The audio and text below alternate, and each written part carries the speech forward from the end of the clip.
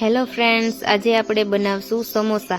તેના માટે મેં અહીંયા 1 વાટકો મેંદાનો લોટ લીધો છે। ત્યાર પછી તેમાં શેકેલું જીરું 2 ચમચી એડ કરીશું। સ્વાદ અનુસાર નમક એડ કરીશું। હવે મોણ દેવા માટે તેલ એડ કરીશું। સરસ આવી રીતે મુઠિયા વળી જાય તેટલું મોણ દેવાનું છે આપણે। હવે થોડું થોડું પાણી એડ કરીને આપણે લોટને સરસ બાંધી લેવાનો છે। જેવી રીતે રોટલીનો લોટ બાંધો એવી જ રીતે બાંધવાનો છે। હવે લોટ સરસ બંધાઈ ગયો છે તો આપણે 15 મિનિટ સુધી આને ઢાંકીને રાખી દઈએ। બટેકા મેં પહેલાં જ બાફીને રાખી દીધા હતા, તેને આવી રીતે છૂંદી લેશું। હવે આપણે બટેકાને વઘાર દેવા માટે 2 પાવડા તેલ મૂકીશું। તેલ સરસ ગરમ થઈ જાય એટલે લીમડાના પાન, હિંગ, જીરું અને હળદર એડ કરીને સરસ રીતે મિક્સ કરી લેશું।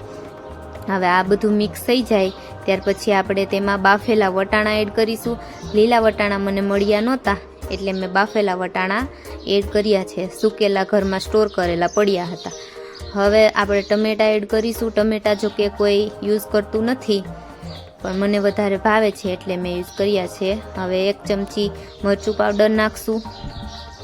હવે આ સરસ સાતડી જાય, બધું ચડી જાય એટલે આપણે આમાં બટેકાનો મેંદો એડ કરી દેવાનો છે અને સરસ રીતે મિક્સ કરી લેવાનું છે જ્યાં સુધી બધું પીળું ના પડી જાય ત્યાં સુધી।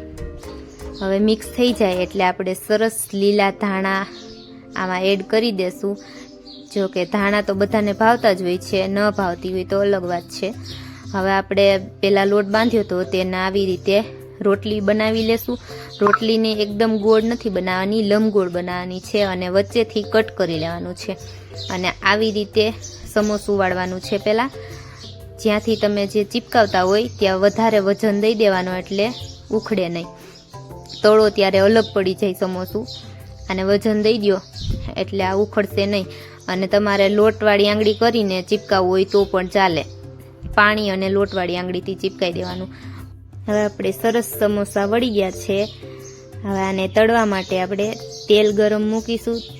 તેલ સરસ ગરમ થઈ જાય એટલે આપણે આને તળવા માટે સમોસાને એડ કરી દઈશું અંદર। હવે આપણે સરસ સમોસા તળાઈ જાય, લાલ થવા દેવા હોય તો લાલ થવા દેવાના, થોડાક બ્રાઉન કલરના રહેવા દેવા હોય તો બ્રાઉન કલરના રહેવા દેવાના, ક્રિસ્પી કરવા હોય તો વધારે લાલ થવા દેવાના। હવે આપણે સમોસા સરસ તળાઈ ગયા છે। હવે આપણે નિરાતે એક એક કરીને બહાર કાઢી લેશું।